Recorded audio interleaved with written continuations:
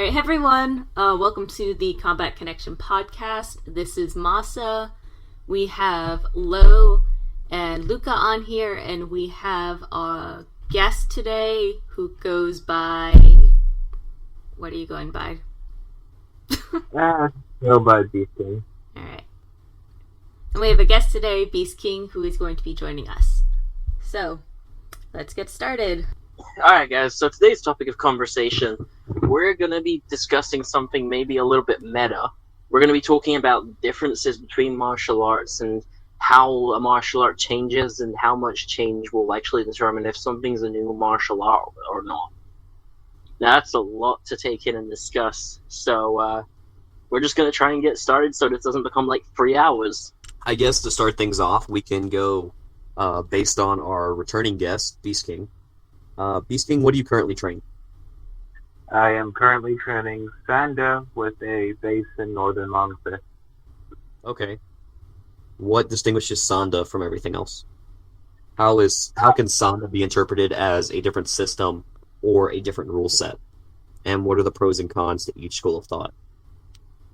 Well, simply put, Sanda as a whole is more on the perplexing side, as it can look completely different depending upon where in which you learn it. That being said, I think, seeing how ours is out of the direct lineage of the IWF, I guess I could use ours for example, but what defines Sanda from most other forms of Kung Fu styles is that it takes in a lot of Western inspiration and inspiration from different arts.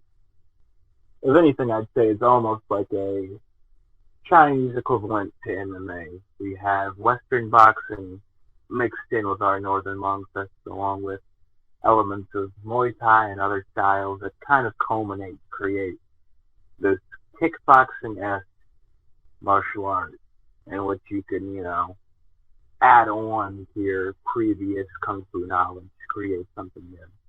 And that's the whole reason why, it'll always look different depending on what traditional art you do beforehand. But, that's what it is, I suppose.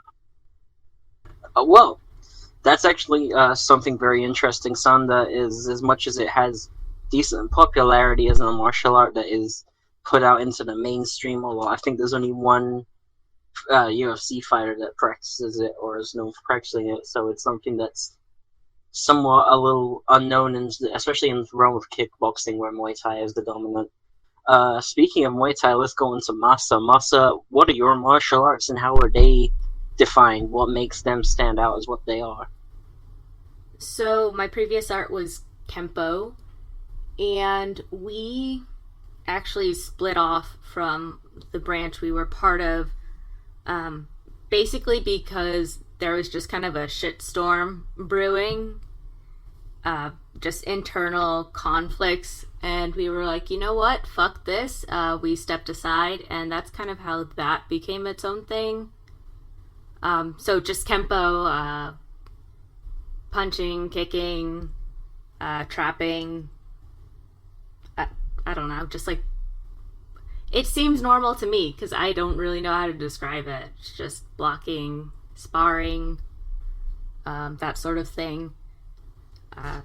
But yeah, the split happened just because we wanted to avoid conflict, and then from there it was kind of up to the master of the dojo to seek out a grandmaster. And so he has Kempo experience, obviously, but a slightly different one. Like, I guess we used to be part of USSD, and then all crazy stuff happened before it split off. But we left before then. Then we found Grandmaster, and he had a lot of Valari Kempo background, I think. Don't quote me on that. I think it's Valari. And then, he did his Grandmaster thing and just kind of added what he felt, enhanced it, and took away what he thought was useless. And then we added that into our Kempo, and so that's just kind of a hybrid of whatever. And then my current art is Muay Thai, and I mean the clinch, I think, is the biggest, part of it that stands out compared to a lot of other martial arts. So I don't know the lineage of my current Muay Thai art or anything quite like that, but I know, Muay Thai as a whole, my understanding is that the clinch and the teep are pretty unique to Muay Thai. And that's certainly something that comes up a lot, is how different the Muay Thai clinching is compared to other arts, and the teep is also known as just the Muay Thai push kick. And a lot of people would just say, yeah, push kick, teep kick, it belongs to Muay Thai. And so those are probably the defining factors, specifically of like the well-known Muay Thai that people train in modern competitive Muay Thai. Wonder what if Lo can tell us the older Muay Thai might have been known for that the modern one isn't, and then he can also go into his karate and Kali. So if we're going on Muay Thai Legret, if you look into modern Muay Thai, you have a lot of outboxing work and clinch work, but most of the time I feel that they're lacking in their transition between the two. If you look into Muay Thai Legret, they were really based on 4 different theories. The first one we'll go over is hot, which means just to break something. So like it'll be like a joint lock to snap it. We'll go over tap, which is just to crush. So that'll be like devastating strikes like modern Muay Thai is known for. Then we'll also have chop, which is just to grab. So that goes into your grappling. And then tum. Tum just means to hit the earth with your opponent, so throwing. Like, if you look into the difference between Muay Thai and Muay Thai Legret, modern Muay Thai omitted a lot of the takedowns that were shown within older Muay Thai, right? You have a lot of sweeps and such that you'll see now, but if you look into the older Muay Thai, they actually had some, what we will call in judo, koshiwaza or teiwaza. So throwing techniques using the hip or the hands. It's just a little bit more diverse with less of a specialty. That's not a bad thing and it's not a good thing. It's just that's where the differences arose. If we go into karate, I'll just go into Kinkochiku, for example. Kinkochiku versus Shotokan, right? So the full term would be Kinkochiku Shotokan, but I don't really like to associate with the Shotokan guys as much. Shotokan guys usually do a much deeper Zenkutsudachi, a really, really deep front stance, which I've already got one bum knee. It's not really good for my knee. I don't want to do all these demanding stances because they hurt me. But if you look into their other techniques, like their shutouke or shutouchi, right? They do it at a really, really wide rotation for it. Whereas in Kinkochiku, we go a little bit more straight line, just because we get to the target faster. It's not to say it's wrong, it's not to say it's right, it's just how we have our differences there. And, of course, we're not going to sit there and focus, hey, you're going to do your atemiwaza here, here, here, here. We're not just a pure striking system. A lot of the grappling was omitted because point fighting is a thing, and school kids doing karate is a thing now. But that's really where the differences came into play. Namido. If I go into Namido, I'll admit it, I'm extremely biased on this, but I think that Namido is the most well-rounded system I've come across. Because if you look into Jiu-jitsu, right, the modern interpretation of Jiu-jitsu, omitting BJJ, because I hate on BJJ a lot, I'm not going to bring it up in this discussion. Japanese Jiu-jitsu, as it's seen now, everything that anyone ever really thinks of is limited ground game, tons of throwing, looks almost identical to Aikido, and then everyone brings up, well, they used to have swords. That's fine and dandy, but the differences between a modern look at that versus Namido is Namido really covers every area of striking. They try to evolve past what tradition will hold them to. So you have all of your nagewaza, all of your newaza. So you have full throwing techniques, full ground techniques, full striking techniques, full sweeping techniques, full weapons work, full deployment, full weapons retention. They focus on every aspect of combat, as well as every aspect of approach in combat. I feel that what really defines Namido versus other systems I've seen, and I wouldn't say that I'm just the leading person to talk to about Namido. We'll hopefully in the future have some interviews regarding some of my coaches and some of my instructors within the such. But I really feel the difference between Namido and other grappling systems, quote unquote, or other striking systems is the well-rounded approach. I really think a lot of systems are lacking in today's world because they don't want to evolve. They want to sit there and hold themselves to traditions, which are false traditions. Because if you look into the history of different arts, they were constantly cross-training. So for Escrima, well, Lameko Escrima, right? Lameko, what a lot of people look at it and they think, this is a stick style. This is a knife style. This is a sword style. It's kind of like LARP. No, it's not. Escrima is defined as being a combat style. They don't want to limit themselves to, this is how you use a knife. This is how you use a stick. This is how you use your hand. This is how you throw somebody. No, they're not defined by one subject. If you can use a stick the same way as you can use a knife, then the concept's good. Lameko is really about minimizing your mistakes within each application. So if you're doing a strike and it's telegraphic on 4 different points, when you're training Lameko, you're trying to kind of file down those 4 points. One thing that I can quote, I'm probably going to butcher this quote, but Guru Gould is, if you were sitting there and you're swinging a stick, right, and you were trying to thin it, you're trying to cut the fat off of it. So you're trying to get it where it's non-telegraphic. The first 12 inches or so are going to be really easy. You're going to cut down on those really, really quickly. But you will never get the last inch of telegraphic nature out of it. Meaning there's always going to be a little bit that you have to strive for to get better. That's really what I think defines Lameko versus other stick systems, other knife systems, other combat systems. Where Lameko wants you to take out all these bad habits. A lot of other systems will allow you to keep your bad habits. They'll just say, get better. That's fine, but you can, if you have no mistakes that can be perceived by the human eye, then there's no way people can really counter you. That's why I hear a lot of stories about Lameko guys going into stick competitions, and they'll just win with a 1-4, forehand and a backhand. Because it's non-telegraphic, people don't know how to react to that. That's one issue I have with a lot of different stick systems. Which really, I got to call out Balintawak for that. They're extremely telegraphic with a lot of stuff they'll do. I've met some good Balintawak guys that people don't want to trim the fat, so to say. They don't want to improve upon their technique. They want to improve upon them using the techniques. Yeah, that's certainly interesting, and I think it's a good thing to be aware of, is how telegraphic and how visible things are. It's really something to look at. You can apply it to your judo, you can apply it to your striking, you can apply it to everything. If you have a good cross, you can figure out, hey, I'm telegraphic here, here, here, and here. You cut that down, then you'll have a great cross. Same thing with rowing, same thing with everything. I think that's one thing, and now time to go into what defines my martial arts, as it were. One thing that Wing Chun has an advantage of is because everything is so close and so straightforward, it doesn't exactly telegraph at all because it's pretty much just there, in a way.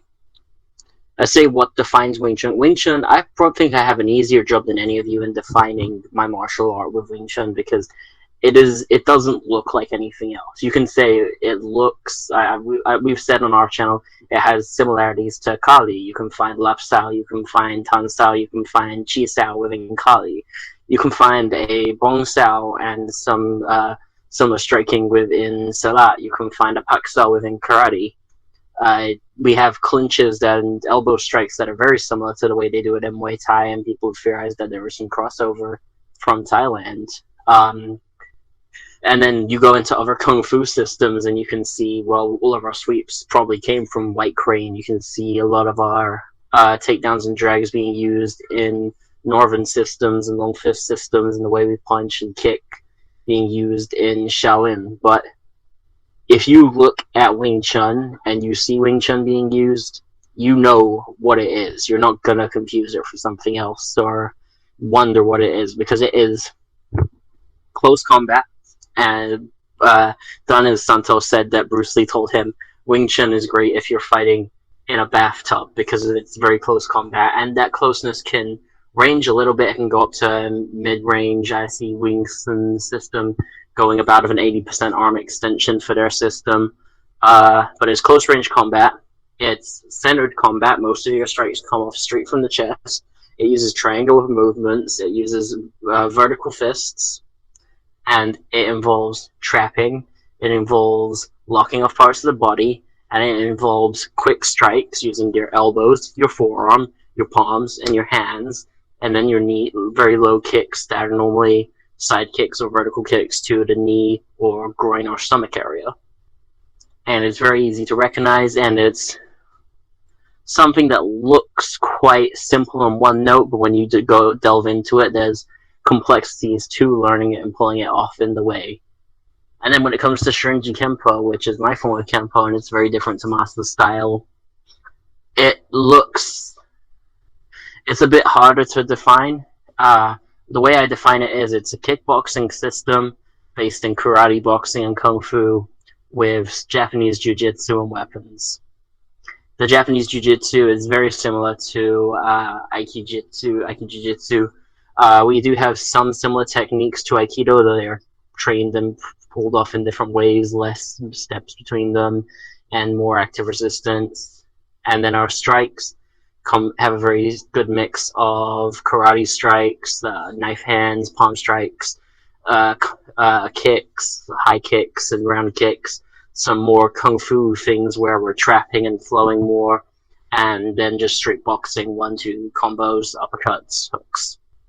I think it's a good sort of hybrid art, and it's sort of what people will think of if they think of mixing styles other than MMA. Everything is very sort of clearly obvious and defined of where it is. Well, okay, so now that's going to be our short little clip. We're going to be uploading this discussion of how we define our martial arts separately as a small video. If you're watching this small video, why don't you go and check out the podcast? There's going to be a lot more to this discussion. And if you're watching the podcast right now, keep watching because we got more to come.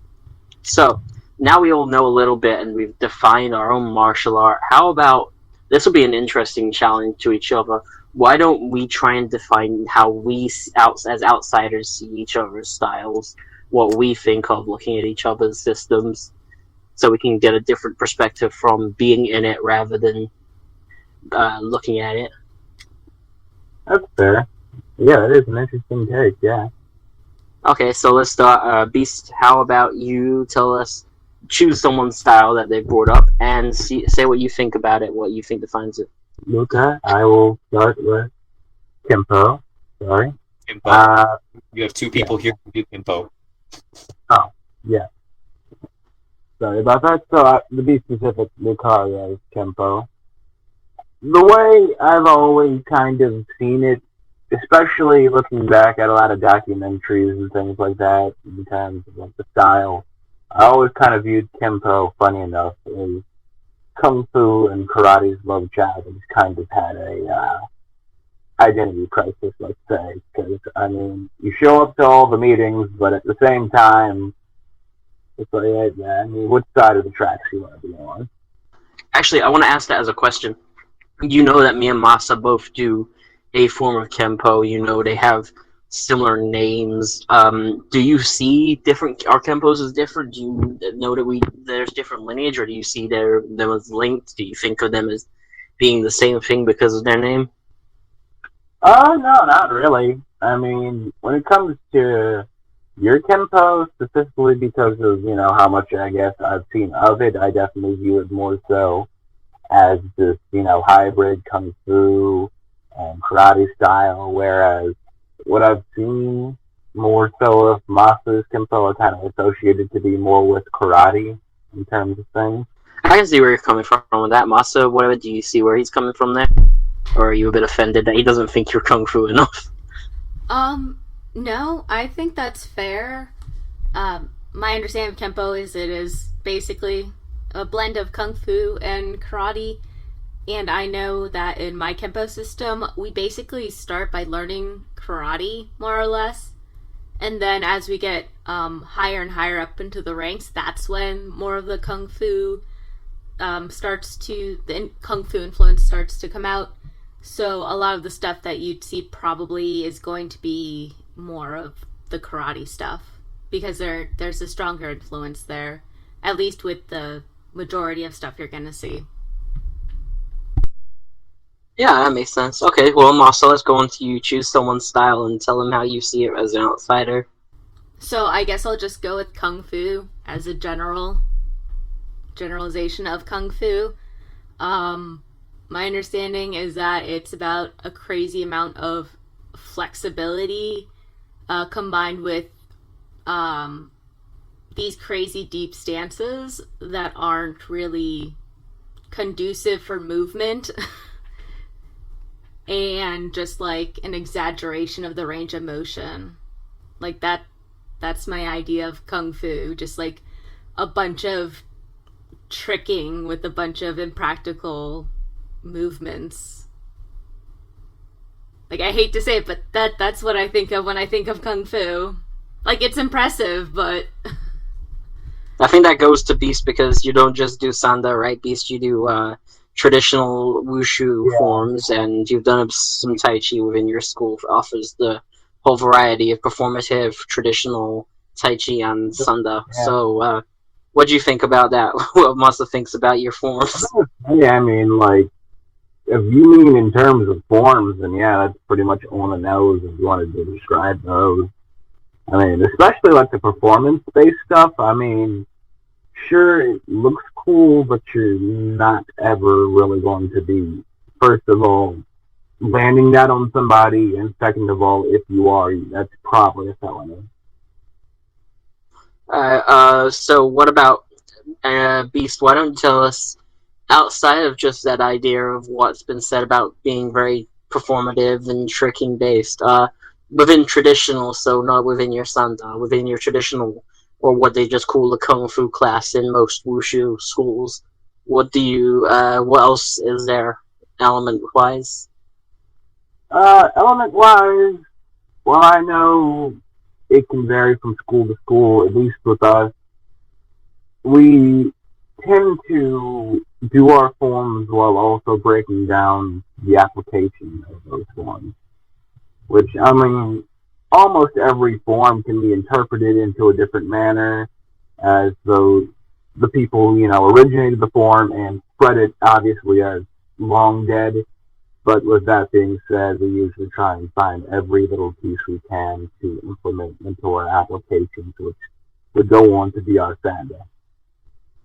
And when you're when you're learning your applications, do you do it through pair drills, or is it singular practice of application that you then will use Sanda for your pair work? Well, I mean, a lot of the application stuff more or less gets broken down to you while you're actually performing the form in itself. And then, at least for me, I go on usually later on that day to try and apply it in terms of Sanda. Very much up to you, really. At least with us, anyway. That sounds fair. That sounds like a decent thing if it's giving you options, but then also the form serves its purpose of increasing your physicality, even if you don't choose to apply it. Alright, so let's move on to Lo. Why don't you make some sweeping judgments of people's martial arts? Ooh, I get to be judgy. Shorinji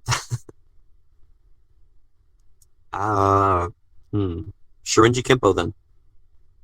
God damn, everyone wants to come at me. Okay. No, I'm not being bad. I could pick something else if you prefer. No, do it. Shorinji Kempo, when I look at Shorinji, it almost looks identical to old Water Ryu.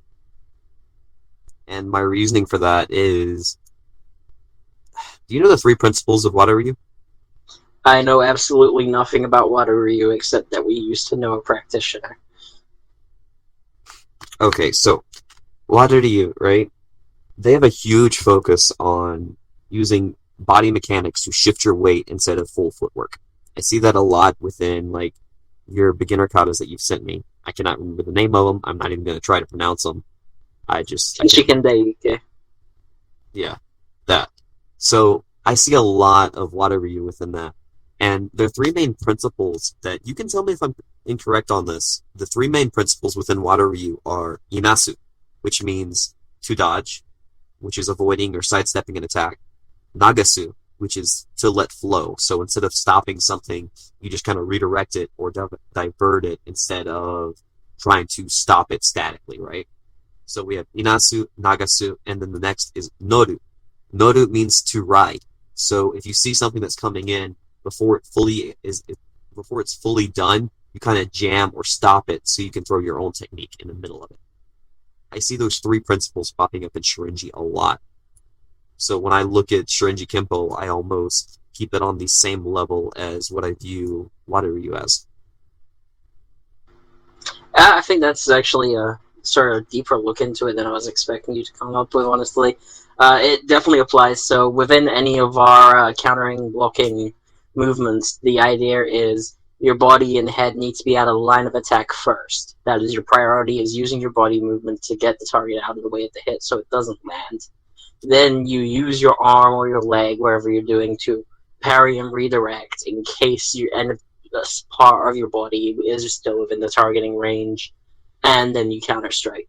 And that's simply how it goes. It goes for Uchikizuki, where we slip forwards to the side, block, parry past the head with a circular arm block, parrying with the fleshy part of the forearm, and then counter with a punch to the stomach. And then it goes with Wakizuki, where we put our weight on our back leg, pull our head back, pull our stomach in, arm goes up, rising upwards to block a shot to the face or a downward strike or a weapon, and then we kick them in the stomach. And that's, so yeah, it applies for the majority of our techniques. So, another thing that really makes me equate Wateryu and Shorinji kind of into the same little bubble, so to say, is Mudana. Mudana is like waste or something that's unnecessary, right? So, if you look into Wateryu, right, they've got a philosophy behind it that you're not supposed to use any unnecessary strength, no unnecessary movement, and no unnecessary technique. So they'll say Mudana no Idoki, Mudana no Waza, and Mudana no Chikara, which is like, don't use too much power. You want to subdue your opponent without causing lasting damage, or you want to get away first and foremost. That's something that I've kind of seen a lot with Shorinji Kempo, because since it is a self-defense style, right, you guys will do a lot of stuff, and you want to end the issue, get away from the issue, go home. So that's what I really equate it to. What are your thoughts? Yeah, that's pretty much the priority. That's why we have lighter attacks, especially when it comes to our on our lower levels, before, like as white belts. And I am still a white belt, even though I've been there 2 years. I've seen and practiced higher level techniques just because of the amount of time I've been there and the amount of stuff I've gone into with it. But I for our white belt techniques for our grading syllabus, and I think this is still going up for a good few levels still, which it's not meant to be long term. You're supposed to be green belt within like a year and a half normally, because you're meant to get through this light and self-defense stuff easier to get into the real training faster. But we do this, so we have Meiichi, which is whipping strikes to the eyes, but we don't like try and push through the eyes or anything. It's to make the eyes water. We have Kinkochiku, but as opposed to a karate Kinkochiku, it's a light flick. We're not stamping through. It's not like Krav Maga, we're trying to stamp their bowls out or anything like that. It's trying to do a bit of damage and get out. We have our Suki, our Jodenzuki, is like a hammer motion. It flicks out into the face. It's not to do heavy damage. And then when we get into our higher levels, we get the stuff that's solid strikes to create more damage. We have our Kumade and our hook punches and Agetsuki's and so on and so forth. So yeah, that makes a lot of sense. I never equated a specific style, but I had equated Shorinji Kempo to old karate because it has all the grappling influence still. It's got a lot of traditional boxing striking influence in it. It doesn't look like modern karate today, but it's still got all this Chinese influence within it as well. So it's kind of similar to what you'd expect older karate to have been. That's actually really interesting because Wateryu Wateryu first and foremost was actually called Shinshu Wateryu Karate Jiu-jitsu, right? So it was supposed to have a lot of jiu-jitsu and a lot of karate in it, right? There's two schools of thought for modern Wateryu. You can either consider it karate or you can consider it jiu-jitsu. So that kind of goes hand in hand with what you're talking about. I'd always consider, when I thought of water ryu, I feel like the stereotype of it as a style is the opposite version of Kyokushin. Kyokushin is karate's heavy attack, where you run in and you're kind of like a tank or a barbarian. You take all the hits, but you give back the hits. And water ryu, people say, is more like you're avoiding as much as you can. Well, they have really good evasive maneuvers. I really think that's where it comes from, because they have a lot of, I can't remember the name. Oh, Nagashi Sabaki. They've got a lot of focus on Tai Sabaki, Nagashi Sabaki, and just movement in general. Whereas Kyokushin wants to get even with you and let you punch them in the pec over and over. Water Ryu wants to evade, get out of the way, and then unleash hell on you. I've got a lot of respect for Wado guys. And now I guess it's my turn. Who should I roast? There's not much to say. I think I don't have that much of an outsider looking in perspective on, say, Lameko, because everyone has the outside perspective of, like, well, you're just stabbing and hitting things, but as soon as you know that it's not, you know that it's not. I think a good one, an outsider perspective on Sanda, because as much as I've done Kung Fu, I've never done Sanda. So when I think of Sanda, I think of a somewhat restrictive style that's very similar to kickboxing, but has its throws within there. And then I think more so about Lei Tai than I think about Sanda. And so I get kind of like, the way I see Sanda is it's a combat sport, and then you have a bunch of like Kung Fu dudes walking in and just like fighting, and then it's like you look at it very separately to what they train, even though it is, in a way. Yeah, Not sure if any of that was comprehensible English. I get what you mean. I mean, from an outside perspective, it really would just look like, I guess, kickboxing with a lot more wrestling involved. But with that being said, though, like, it's in itself a weird conundrum. I mean, on one end, if you do solely Sanda, like I was for a long time, then yeah, it pretty much is that.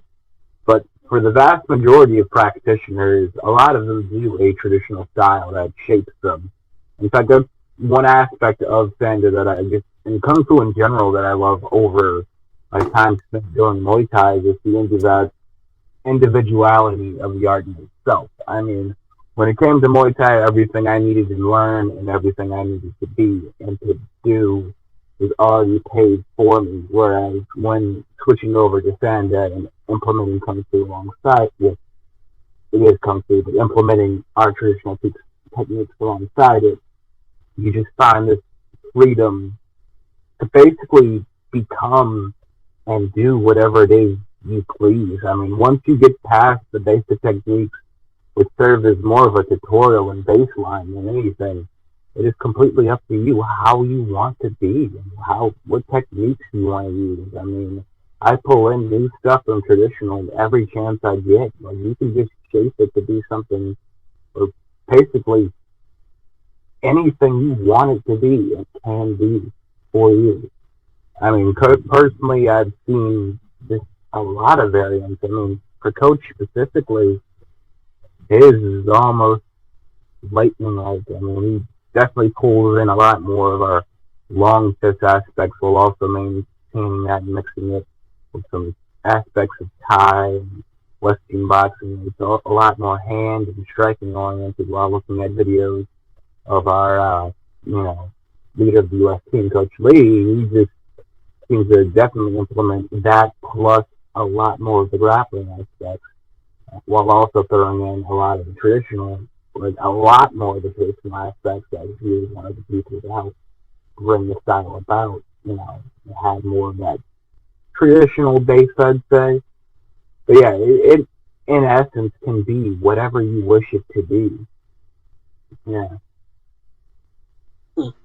And that sort of brought up something that I've been thinking about, talking to you guys about. And this may entirely just be my brain and how I'm seeing things. So y'all can tell me if you have no idea what I'm talking about. But I think there is something you can pull up and compare with at least an outsider's perspective to martial arts. Look at wrestling and judo. Look at Kali and Wing Chun. Look at Muay Thai and Sanda, or Muay Thai and Lep Wei, or Muay Thai and Yayan. Look at let's say look at Kyokushin and Goju.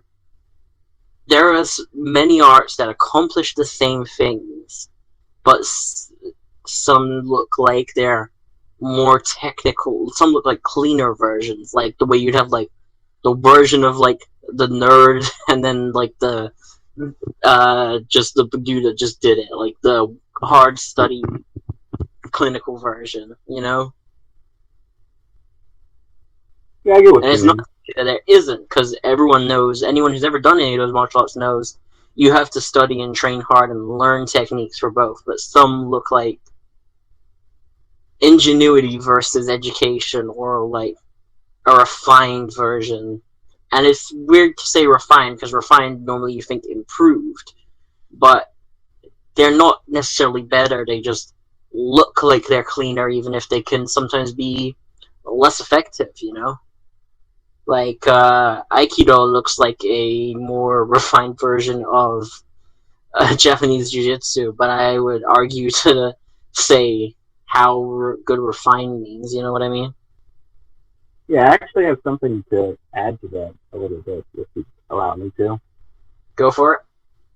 Yeah, like my first actual experience of Kung Fu in a fighting sense is kind of the definition of that. I, at a summer camp before, it's probably been about 7 to 8 years ago now, back when I was a kid, I ran into a practitioner of, I believe he did Southern Mantis without any forms of Sanda influence. And while a lot of people would go around to say Sanda is the improved new Kung Fu that is supposed to be the more effective variant, I'll be honest, he kicked my damn ass. That was the first time I ever actually thought of Kung Fu in the sense that it actually might not only work, but be beyond effective. And he was not even doing Sanda. He was just doing what I'm pretty sure you told me his a style of northern, I'm not sorry, but Southern Mantis that his grandfather had taught him when he was, a kid. Yeah. Yeah, that makes a lot of sense. I think one that we could get maybe Masa's opinion on, or might appeal to Masa. I see Kempo, American Kempo systems, so Masa's system, Ed Parker, Kempo, things like that, to be more refined versions in a way of both Taekwondo and Krav Maga.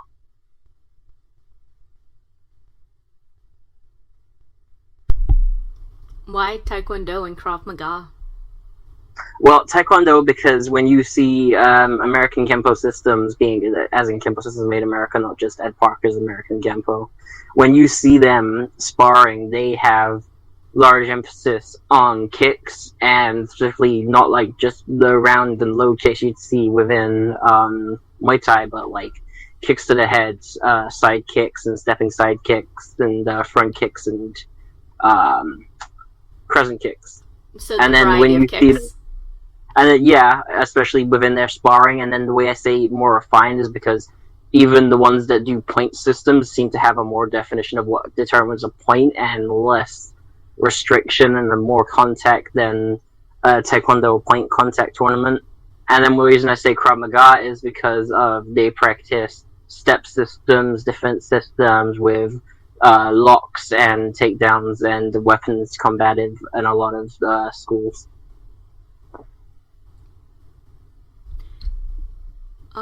Yeah, that is something I actually found really interesting. Looking at other arts is how few kicks tend to be utilized in other arts, because you're right, we have a lot of kicks. Like you said, front kick, side kick, back kick, hook kick, crescent, just like a whole axe kick, a whole load of just different kicks. So Yeah, okay, I can see that. I don't think there's a big emphasis on it in sparring, though. I think people probably utilize it just because it gives you more length. Like, it gives you more reach. But when I was sparring in Kempo, there wasn't an emphasis on kicking. It was really just preference. And then, yes, we do have defensive things. We're also told how quickly you'll bleed out if you get cut in various places by a knife before we're taught any knife defenses. And then we are told to never use those knife defenses. So there is that aspect. But yeah, we're taught how to defend against like knives and clubs and some gun techniques, I guess. But we're always told basically don't actually deal with that. Just get out of there. I just don't know that much about Krav Maga to make, any real comparison there. Well, the reason I say Krav Maga is Krav is kind of become. There's another thing. If you look at Krav from an outsider's perspective, Krav is the art of, if you want to learn to defend yourself in this situation, real streets, you're going to be stopping all of these attackers and they're mugging you and they're trying to come for you in the middle of the night in an alleyway. But we're just going to like break their nutsacks and every bone in their body and leave them on the floor thing. And that is how people view Krav if they've never taken it or looked from the outside of it. Even stuff that isn't technically Krav Maga, if it's like a hybrid self-defensive combined martial art, people will say, oh yeah, it's Krav Maga. But yeah, I guess the big thing would be that we're told to use more common sense when it comes to these defense techniques. Like, we're basically told, yeah, we're teaching you this, but like, if you can just get them to leave you alone without doing that, or if you could just run off, do that instead. So, I mean, yeah, there is a self-defense aspect to it, but there's also a lot of, let's not rely on this just in case. We were going to go into the mentality aspects and how things change, like from the way martial arts view things and the way they think about things. I think a big thing that connects. A big thing. One of the only things that I see connecting Wing Chun with Krav Maga is they both have, at least from my class and a lot of good classes that I've seen, the ones I respect, a mindset of big damage is good. It's a very offensive form of defense where if a situation has been started, then the situation is going to be ended rather quickly and rather violently. So, yeah, what do you guys think about mindsets and what are your mindsets within martial arts? So I just want to clarify. Basically, if shit's going down, you basically want to get the opponent basically flat on the ground as fast as possible, more or less. The idea is, and I've seen this a lot in Krav Maga. It's what Krav Maga is famous for. And then within my Wing Chun class, and then a lot of the ones that I respect and think are actually worth looking at, the idea is, if someone is starting a situation, then you're going to finish the situation, and they're not going to be able to keep it going. You're going to have them on the ground, you're going to have them knocked out, maybe, you're going to have them locked or held in something where they're not going to be able to start fighting you again. Okay. Yeah, that's definitely different from the mindset of the Kempo that I practiced, which was basically like, do your best to defuse the situation and then do as little as possible, try to minimize the damage, and like just do enough to basically get away. Yeah, that's in my Kempo as well. Alright, there is like, you're going to be less violent and get in less fights and do as little lasting damage and just try and get away, which is great trying to balance training. I'm not training both styles right now, but practicing both styles, because people underestimate how much the mentality affects the way you use a technique and if a technique works. trying to balance two styles where the mentality is completely exact opposite is not an easy task at all. Which is good. That's why I try and look into a style's creation and why it was made, so I can see what the real mentality at the beginning was. Because a lot of self-defense is a big mentality now, and a lot of the self-defense mentality is run away and don't get in trouble and stay safe and don't be aggressive. So you need to find out with your art whether that's the real idea or whether it was meant to be used a different way, because maybe that's the secret to making it work better.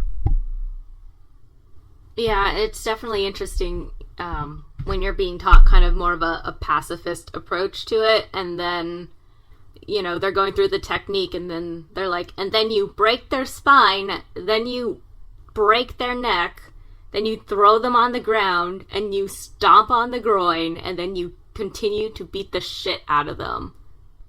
It's like, okay, and our first thing is to defuse the situation, got it. Since when did you train a Maradote? Make sure to re-stomp the groin, put 10 hits into the groin, break their neck, take their weapon, stick it up of their asshole, and put them on the floor, and re-stomp the groin. No. You know, that should be our next podcast. 1,000 ways to hit the groin. No. It could work.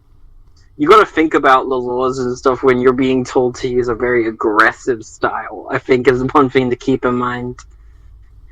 Well, I think that's probably why they're like, let's not use this if we don't have to.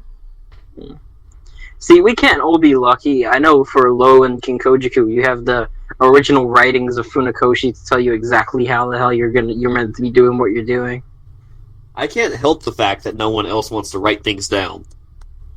It's not that no one else wants to write things down. It's that your martial art was made only 100 years ago. And when was Shorinji Kempo made? 50. I have the stuff for Shorinji Kempo, but for Wing Chun, it's 300 years ago, and no one knows who the fuck made it.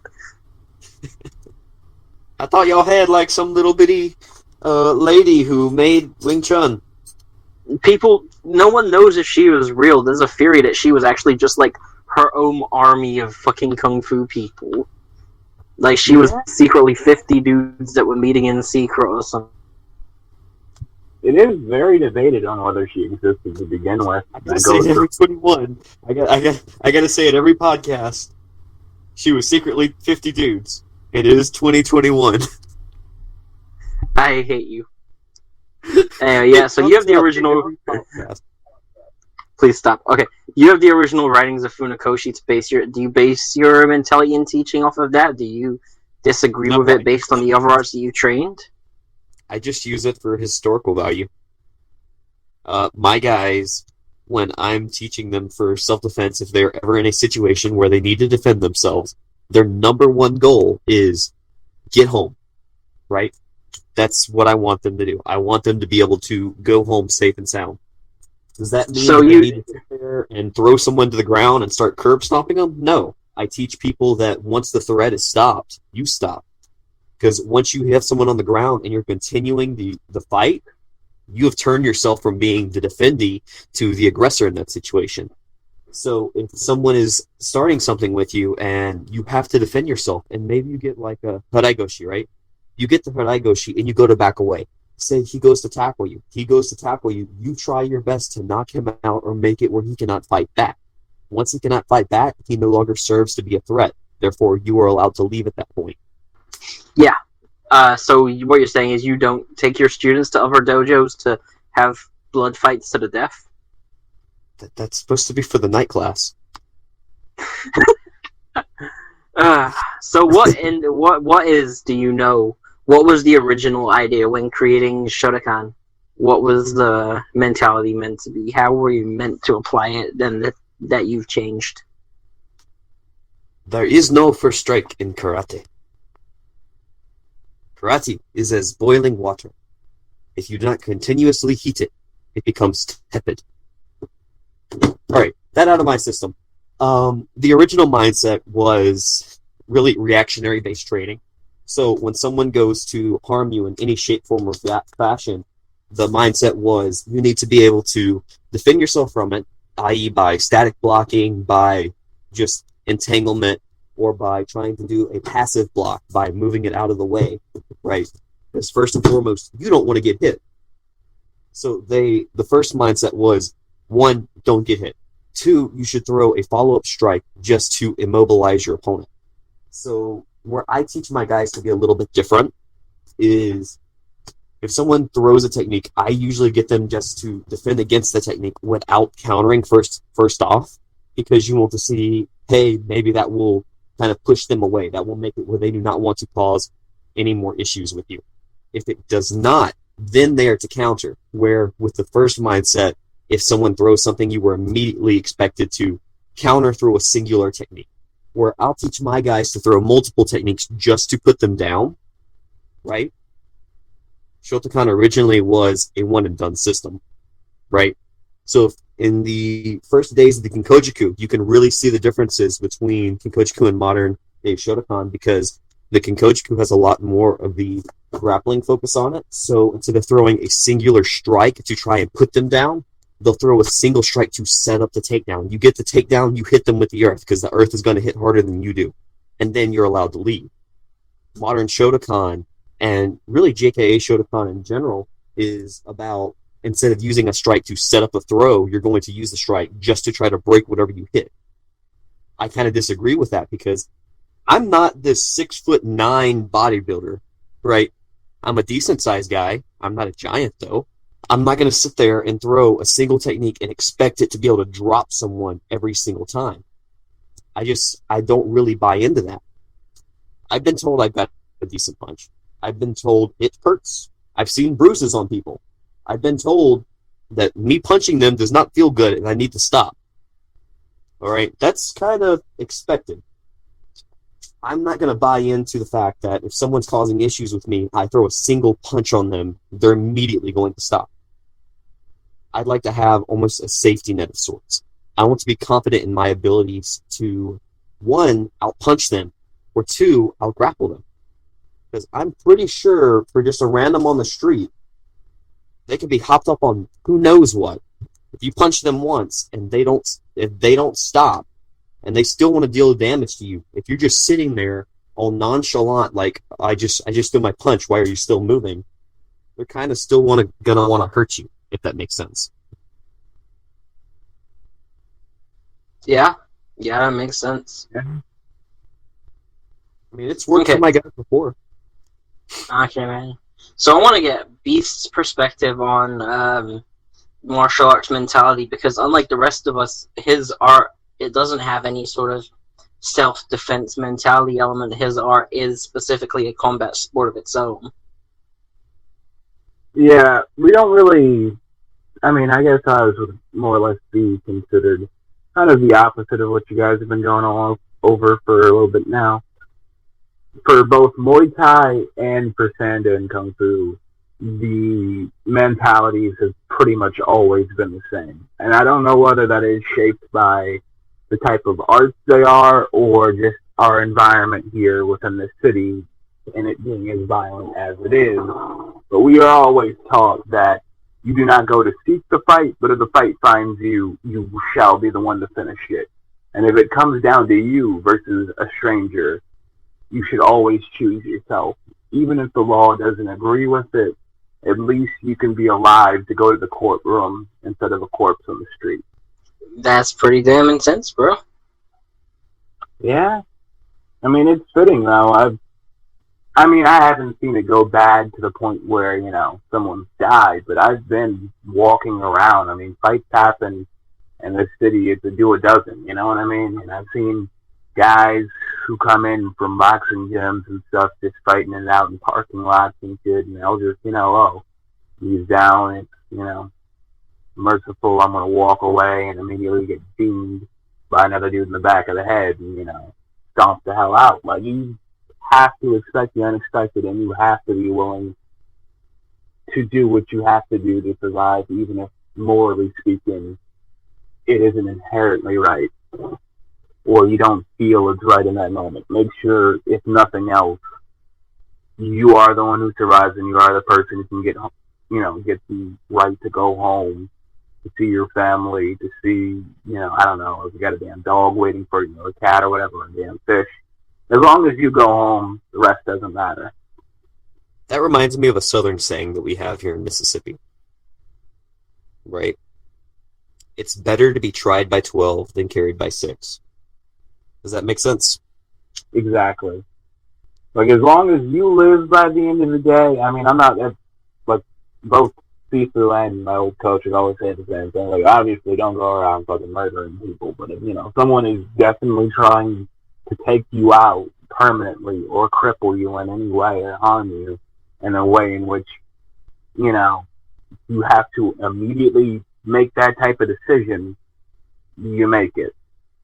It's not an easy thing to do by far. I mean, for some people, maybe it comes easier than most, but if that comes easy to you, then why the hell are you doing martial arts in the first place, honestly, my opinion, but that's besides the point. Either way, you should be the person who goes home regardless of that stuff,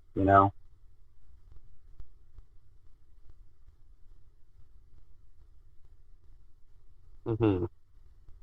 Yeah. Alright, so let's go on to our second half of our topics for today. We've talked about how our martial arts are defined and how they have a mentality, and how some of our martial arts mentalities might be from our ideas, even though we don't have that much experience from them.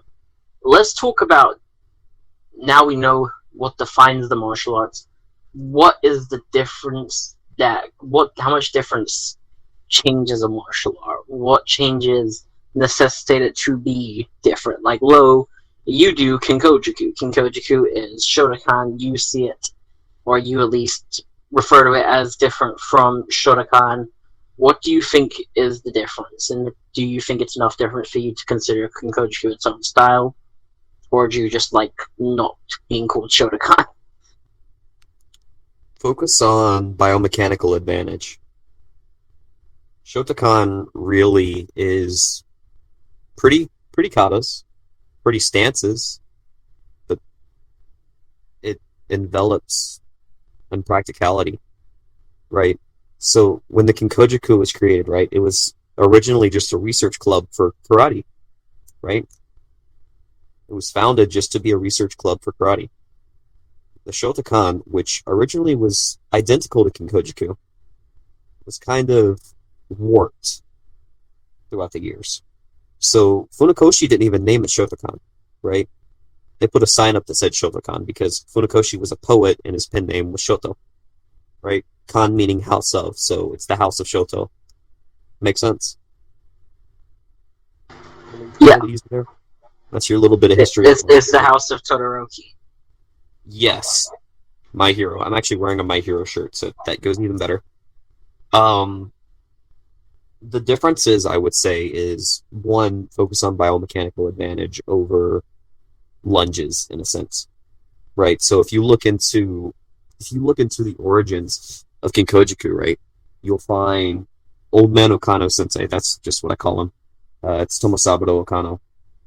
He actually was classically trained in a style of jiu-jitsu before he moved to karate. When he created the Kinkochiku, he took the karate that he learned from Funakoshi Sensei and some other instructors. Funakoshi was just the main one. And he tried to incorporate them with the jiu-jitsu that he had learned, as well as his swordsmanship. What he was left with at that point was a system that really focused on tons of standing locks and tons of minor throws. Minor meaning not a lot of very, very large lifts, except the one exception being Sakasuki, which is just a sledgehammer throw. So you lift them above your head and slam them down. Almost like a Katsuguruma. But the differences, I would say, between it and Shotokan, which merited a different style, is really, in the old days, it wouldn't be a different style. It's just some of Funakoshi's karate with a little bit of a different influence on it, right? But in the modern day, I like to split the two a lot because they're night and day different. If you look at Shotokan, a lot of their applicational usage, like if you look into their Oyo, right? within their bunkai, they're doing things that look good for people watching it, for an outside observer. If you look into Kinkochiku, their bunkai is usually extremely simple because the mindset is KISS. Keep it simple, stupid. You don't want to sit there and overcomplicate things because that's more things to try to ingrain within yourself or remember within the situation.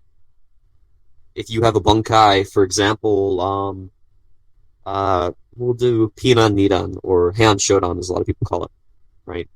Your first series is just Geran Harai into Gyakutsuki. You're going to turn, Geran Harai, you pull back to Nikko Ashidachi, and you're going to step forward Tetsui. So you're having your hammer fist, right?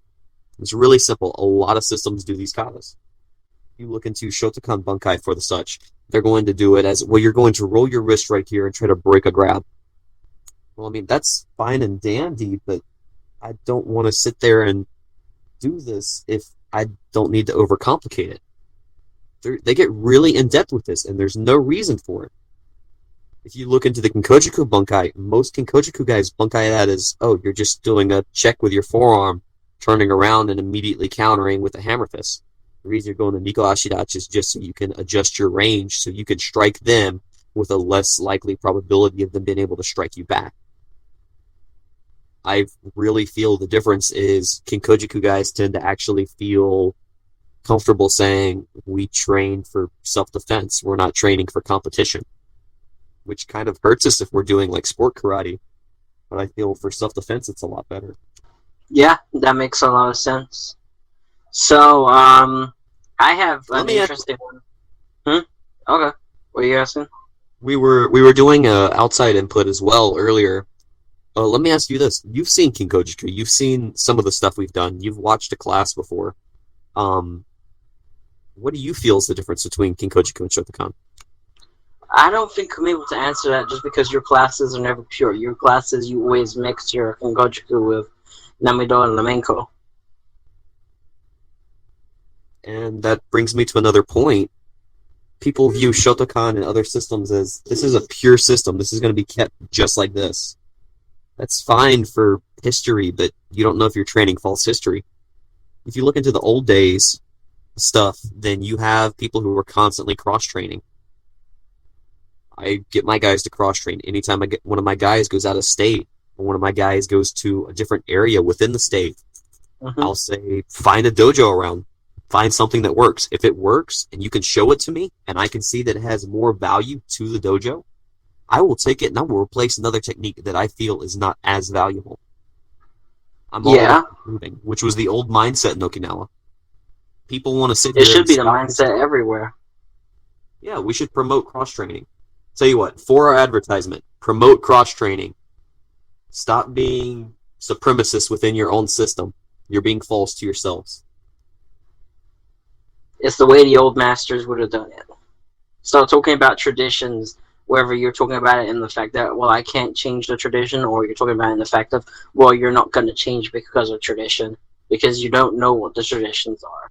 I was going to say, we have this one, and it's a weird example and something I don't understand. This just became a different style purely because of politics. And I feel like this happens fairly often. You can find it especially within, like, Kempo systems. There is a style of karate called Byakuren Kaikan. Have you seen anything of it, heard of it? Yes. Byakuren Kaikan is Shirinji Kempo. The founder... Yeah. Byakuren Kaikan is Shirinji Kempo. The founder trained Shirinji Kempo and was told that he wasn't allowed to compete in karate competitions. And so he created the system himself to be for a full contact competition. The rules have now been changed. We have competition now. This was back in the earliest days. So that is a system that's created entirely on politics. Politics actually change a lot within systems. You'd be surprised how much it comes up. Using Shotokan, for example, I know I've mentioned this on a podcast before, but the Gojishio Sho and Gojishio Dai katas were actually flipped out of respect for a different person who had a lot of influence politically on Shotokan as a whole. He went to do, I think it was Gojishio Dai, but he said Gojishio Sho. So instead of saying, "Excuse me, sir, you said the wrong name," they just kind of flipped it, and everyone referred to it as that kata from then on. Yeah, we've talked about this before on the podcast. Politics ruin martial arts. Yeah, I was gonna Must- say, It's Yeah, martial arts. absolutely. Like I've got a rule within everyone I train with. You don't bring politics within the dojo. I don't care if you talk about it on your own time. It can be politics within the country that you hail from. It can be politics within martial arts. I just don't want to hear it. I don't want to see people get, in a fuzzy over each other because they don't agree. Just leave that stuff at home. Just show up and train. Masa, you've talked about a similar thing where you guys have changed dojos because, like, organizations because of grandmasters and such things. I mean, in the world of Kempo, there's just like a lot of stupid politics going on that happen. I mean, it's just how Kempo is over here. And I think that's why there are so many types of Kempos in the US. And it's like, oh, well, we're all from this person, but then this happened, and now we're like 5,000 people away from the original founder. It's just... I mean, honestly, I try to stay out of it, so I personally don't know the particulars, but it all comes down to the martial art itself and what people think is effective and what isn't effective and how things should be taught, what should be taught, what shouldn't be taught, changes within the system that should happen or shouldn't happen, and why should they or why shouldn't they happen. And just like all of that, and then next thing you know, you've got like 50,000 different Kempos with slightly different curriculums, but could essentially be considered the same Kempo, but aren't because, minor details. And we get it a lot within Wing Chun as well. I think that there was a YouTuber who said that's the reason he left training Wing Chun, because of they were like, this organization, this master, terrible. They don't know this, they do this, they hate this, da da da da. And it's like, surely, the system should be priority. I noticed that about Wing Chun whenever you invited me to that Facebook group. Oh god, yeah. I also noticed that, no offense within the Filipino martial arts group, but no, I got stalked on that Facebook group just because I asked about a system. Like, literally, I asked about a system because I'd heard about it. I'd heard that there were, like, big controversies behind it, and I had no idea what it was. I'd spoken to some people from it, and I asked them, they were like, yo, what's the deal with this? Why is this so hated? Is it true that they lie about this thing and that thing? And some guy would literally told me that I was reigniting a 50-year-old blood war and that I was a troll, and then stalked my Facebook page. And then when I told him he was stalking, because this was a couple of years back, so I told him he was stalking a child. Minor, and then he blocked me. yeah, Kempo kind of a clusterfuck. I mean, yeah, that is one of our biggest issues, I'd say, is just how much the government plays a role within the arts themselves these days. Like, going into the whole style aspect, like, as much as I love Sanda, it's just one of those things where it's like, it started off like, like, you already knew a discipline of some sort. Let's just say Wing Chun or Baji, or you did both. And then, you went to the Nanjing Institute, you trained with some other guys, they figured out what they wanted to incorporate. Then, at that point, it just kind of became like a, that's a good analogy. I'll just say Sanda initially started off as, let's say, a augment or a addition to what you already had put in place. But nowadays, it's just taught as its own discipline, which I don't know whether to agree or disagree with. Is, and one end, yeah, if you do just Sanda, you're beyond fine. I mean, you're going to get everything you need. But at the same time, that takes away a lot of the kung fu influences that actually made it what it was and made it special in the first place, if you ask me. But that's just personal opinion and semantics, I guess. Yeah, I see that a lot. A lot of Sanda people don't want to associate, or some don't even know the association. They just think, well, everyone thinks the outside perspective is Sanda is kickboxing that was made in China, and it's mostly just kickboxing influence. People don't even know the Kung Fu influence, and a lot of Sanda guys don't want to talk about it or don't want to associate or consider themselves to be part of Kung Fu. Which, I mean, it's okay if you don't want to consider yourself part of something or be like, yeah, I'm a kung fu person. You don't need to claim something like that, you know. You just train what you train. But it's weird, interesting to see, you know, where things come from if people aren't going to claim it or if they even understand it or not. Yeah. That being said, I don't know how many of them are actually taught the history in general. I mean, I have the luck of just being at the center of it in terms of, America, but I don't know how the Chinese institutes and the other academies and other, schools that teach it, how in depth they actually go into the actual history of it all, or whether they just, Well, even then, you're at a very large, very prominent center with a lot of history for it, and you didn't even know for a long time, even after like we admit that there was a link between Sanda and Kung Fu. Well, I mean, it's always, from when I went in there, I knew it was Kung Fu. The only problem is that there's, like you said, a lot of people who try and distance themselves immensely from the idea of being called a Kung Fu style. I guess maybe because of the negative connotations that came with Kung Fu over the years, especially with, a lot of the videos surfacing now of people who were supposed to be reputable getting their asses kicked. Well, just to go back to our original question for this conversation, how much does something have to change for you to think of it as a different style? For me to think of it as a different style, I think, if nothing else, even if an art were to have similar or the same techniques, they should have a at least mid-sized syllabus of unique techniques before they can more or less call themselves a completely new style. That being said, I don't think that's something that's probably agreed upon. That's definitely, not for that matter. Like, for instance, I had a good example primed up earlier, but, there's, like, Kung Fu in general, I'm pretty sure there's over 300 styles. A lot of those styles will teach you pretty much a similar thing, if not the same exact thing, just with a lot of different variations to it. But overall, I think you have to at least have at least half a syllabus that is unique to yourself before you can say you are your own style.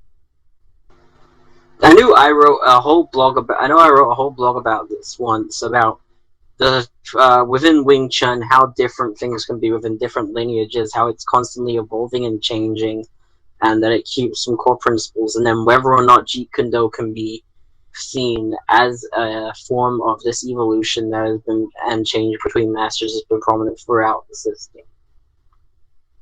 And what do you guys think about, like, if a system evolves a lot and it's always through the same system, through masters, you train this system, you start teaching this system, you train it a little differently, teach it a little differently, so on and so on. Can that stay the same system? Is that the same system, or is it inevitably something else? Maybe one or two teachers down the line. I think it's still the same system as long as you, I mean, no matter what you do, things are going to change. It's just a matter and a fact of time. But with that being said, I don't think simply training in a slightly different way should constitute the title of being a completely different style. At least not initially. Maybe over the course of a couple of generations, and you just really start to stray and go down a completely different aspect. Like if you start off, I don't know, like doing, I guess, Northern Long Fist, and then you just solely take the Beyond technique or weapons techniques, and then just keep going with that for a couple generations. then maybe you could say you're a style that might have had an origin in long fists, but became its own thing. But I still think it takes at least a couple generations, if not a new syllabus, for that to be the case. Yeah, I think it would be the same school of thought, because it's essentially the same curriculum. It's just some minor human tweaks here and there, which is common with, I think, every art. So, let's say, for example, we take a karate system, and someone trains that karate system. They get to not just a black belt, they get to say maybe a fourth dan. They have a friend who trains Muay Thai, and so when they go to teach that karate system, they add an emphasis on clinching and closer fighting. Are they still teaching that karate system? I mean, as long as they're not removing the karate part of it, I would say, yes, it's the same school, just like with a little extra. Because they're adding extra, would they be valid in calling it a different system, or would that not be enough change to just add clinching and close fighting? I wouldn't say it'd be enough change, because clinching and close fighting is already prominent within lots of forms of karate. I would say that. But we're talking about a specific system. We're not talking about karate as a whole. Like, say it'd still be a karate system, but it'd say, let's say someone was doing Shotokan, and it was modern Shotokan where it's mostly point tournaments, so they do focus on lunging attacks and kicks, and they don't train much of their bunkai. And then when they start training elbows and clinch, they change their name and they say, I'm not doing Shotokan anymore, I'm gonna just name it after myself. Say their name was like John. They're now doing John Ryu Karate. Is that justified because it's not what they were taught? I'm gonna do a very nonchalant answer that a lot of people will probably disagree with. To each their own. If it makes them happy, go for it, but I don't see the system surviving. Because, I mean, geez, how do I say this without sounding absolutely horrible? You can't. Taekwondo is a thing. Taekwondo is Korean Shotokan. Fair enough. What about the rest of you guys? What do you think on the, would that be justified for them to say it's a new system? Someone with less karate bias? No offense, love. Really? I mean, even with Sanda, we take plenty of implements from Western styles, but I'd still say we're Sanda, you know what I mean? Like, a couple months ago, even, my instructor for Sanda was teaching us a move that originated within Muay Thai, but it doesn't make it not Sanda anymore. You're just, adding a little bit of spice, I guess, to what you already had. Because, like, for that question, are you trying to say that are they training Muay Thai, or have they just fought against Muay Thai? They've fought against Muay Thai, and so they've started to implement stuff to counter and go against. Yeah, I wouldn't say it's a new system for the same reason that I wouldn't say that I'm doing a new system if I'm working on lifting people whenever they pull guard. I can still do judo while focusing on, hey, I know these guys are going to pull guard. How do I get around that? Okay. Well, let's go to you specifically, Lo. You teach your students and you rank your students in Kinkochiku. Mm-hmm. But you don't just teach Kinkochiku, you mix in Namido and Lamenko. So do you think that you're still teaching Kinkochiku? Do you still consider it to be Kinkochiku, or do you think you'd be justified in saying you're teaching a different system? I think I could go either way with that. Because my base syllabus, right, is Kinkochiku, right? That's what the system is based in, right? I teach a mix of Muay Thai Legit, Judo, and Jiu-jitsu, as well as Lameko mixed in, right? The reason I do that is because I feel it gets a bit more well-rounded. The funny thing with this, though, is since my training center is actually registered at the Hanbu Dojo in Japan, I had to include what I was changing, which wasn't really anything. I didn't change any of the syllabus that was previously set. When we filed our paperwork to get associated in Japan, so they will have our place on record if any of our students ever go to Japan, they can train at the Hanbu. They don't have to stay on the foreigner side. They are allowed to go into the Cool Kids Club, right? Since they're allowed in there, we had to send them a full curriculum of what we're doing. We have every technique that is included within the Kinkochiku, within our syllabus, which is really a lot. It's not as much that they need to know, but it's just everything that they have already incorporated, as well as everything that I wish to incorporate from other systems. So the way I have it phrased is implements of Judo and Japanese Jiu-Jitsu. Implements of Japanese Jiu-Jitsu were already involved, because Okano Sensei had a lot of Japanese Jiu-Jitsu background that he wanted to mix into it. So I kind of was able to bypass it under that, and for the stick work, I labeled it as doing Escrima to kind of play off of the Kobudo factor, right? That's the one difference I really think that we have between our Kinkochiku and the Kinkochiku in Japan. Kinkochiku in Japan, they have a big focus on Kobudo, because there was one man, I think his name something Matsukaze. He was a very, very prominent Kobudo practitioner that was a really close friend of Okano Sensei, and he gave a lot to the system, so they trained Kobudo from his lineage. I don't really teach Kobudo because I haven't done it really in years. So the way I traded that off is I'm teaching implements of Kobudo mixed with Filipino martial arts to kind of enhance upon it. Since it's still labeled as Kinkochiku, they're learning Kinkochiku. They're just learning implements of other styles. I'm not teaching them fully other systems. I'm teaching them our base system with other things added in. It's kind of like being a chef. You can cook something and add a couple of different spices every now and then just to spice things up. You're not changing your dish overall. But yeah, no, like, I believe just also coming in from like I guess this is kind of unrelated, but like a zoology, biological stance. In order for something to be classified as a new species or subspecies, I guess, instead of style in this case, it has to have enough unique characteristics as to where it can be identified outside of the norm.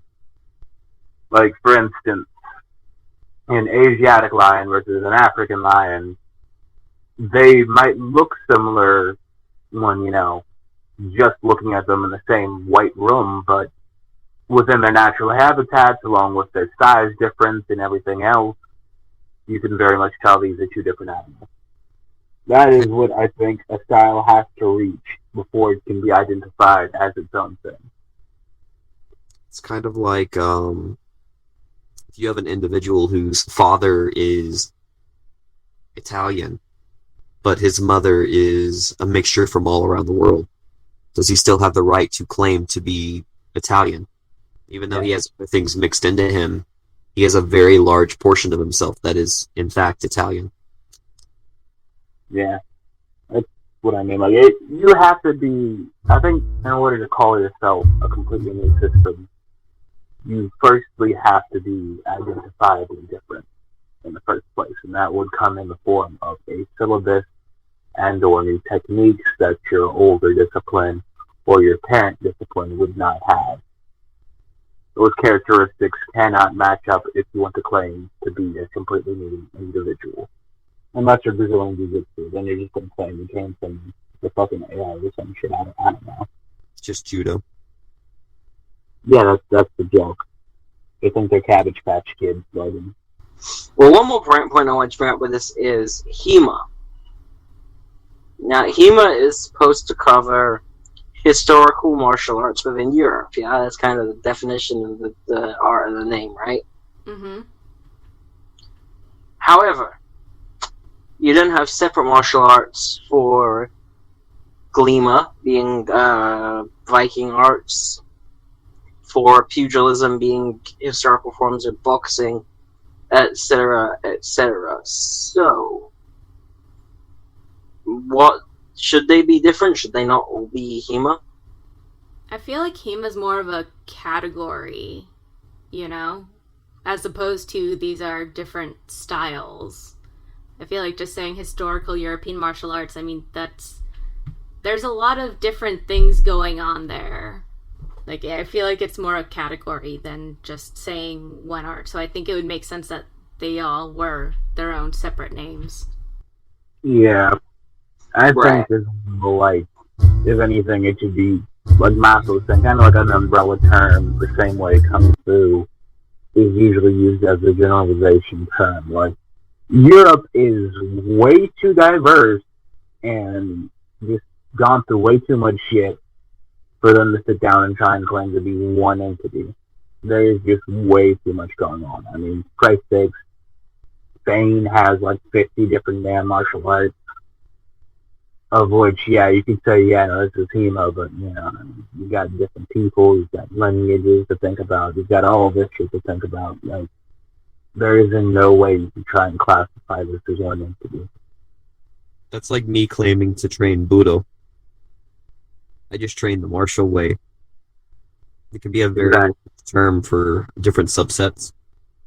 It's just too vast to try and say you're one thing. I mean, don't get me wrong, there are people who genuinely care, who go and, try and unearth. Like, that's another thing, these manuscripts, you know what I mean? Like, there's no harm with that, but, there's actually, that could be an episode in itself, but what I'm trying to say is it's just way too much out there for them to be one individual style. It simply is not doable. And those who think it is, they'll learn in time, essentially. Alright, guys, thank you for watching this episode of Combat Connections Day Class Podcasts. Don't forget to like, subscribe, leave a comment, and let us know what you want to see. Check out our TikTok, Facebook, and Instagram. Check out our podcasting platforms. Check out any podcasts you've missed and videos coming up. And until next time, guys, peace.